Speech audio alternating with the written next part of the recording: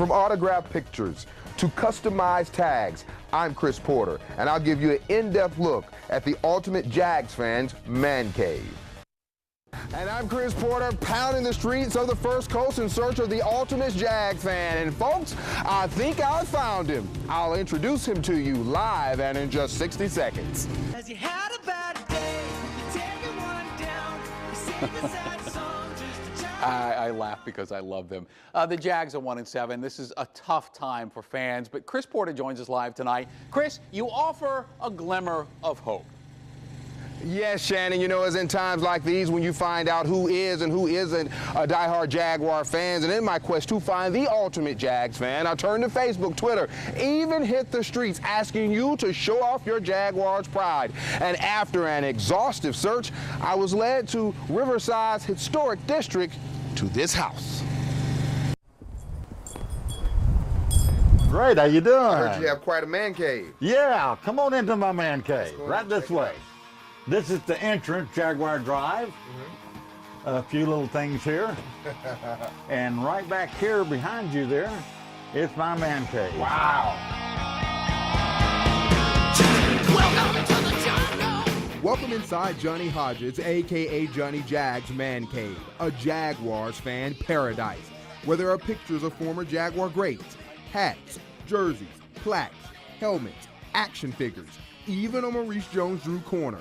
Once we saw him playing the first 2 seasons, my wife just fell in love with him. Plus, a Jags card collection totaling over 4,000. This just represents about 2/3 of my collection. Johnny Jags has been a diehard fan since the NFL awarded the city of Jacksonville the franchise in 1993. I was at work when I heard, and I had about the same reaction as everybody else. Yes, you know, just like Wayne said, you know, and we finally did it, you know. It's just, we tried so hard and for so long, and it didn't seem like it ever was going to happen, but for it to materialize, it's awesome. He was one of the first 150 people to buy season tickets the inaugural season. He says the early years were awesome. It was Jags to riches, a Cinderella story, because we weren't expected to do anything. And we got us a great coach that went in there and said, I can do it, and he did it. It's amazing.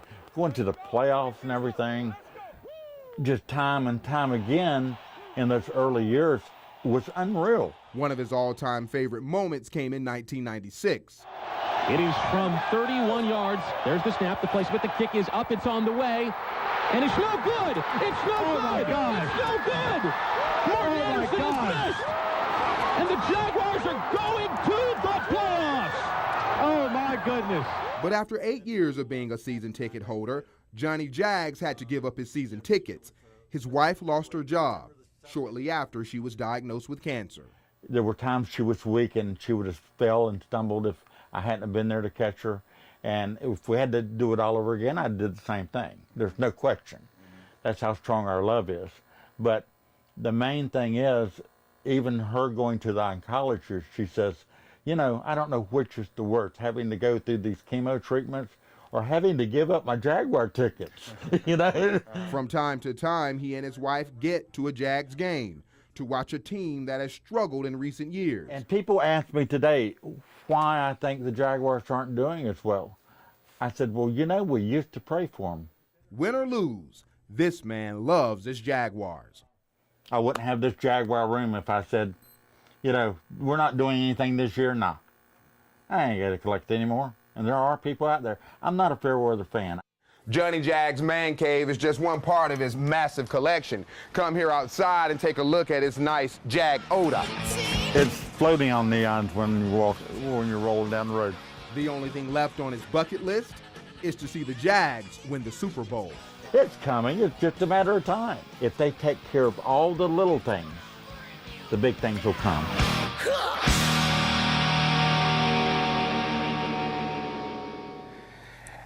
And back here live inside Johnny Jags Man Cave, where you're getting yet another look at this just nice man cave. And now be sure to join us bright and early in the morning on Good Morning Jacksonville when First Coast News anchor Joy Purdy introduces you to the youngest Jaguars fan. And I know someone's out there saying, Johnny Jags, you know, your man cave is nice, but I'm an even bigger Jags fan. If you like to show off your Jaguars pride, tweet me a pic of your stuff. And I will show it off tomorrow night at 7 on ABC 25. Live inside the ultimate Jaguars man cave, Chris Porter, First Coast News. Chris, thank you. If I could make a quick suggestion, take a copy of this story, ask the coach to play it before Thursday night's game. That would fire up the guys. Thanks, buddy. We appreciate that report. All right.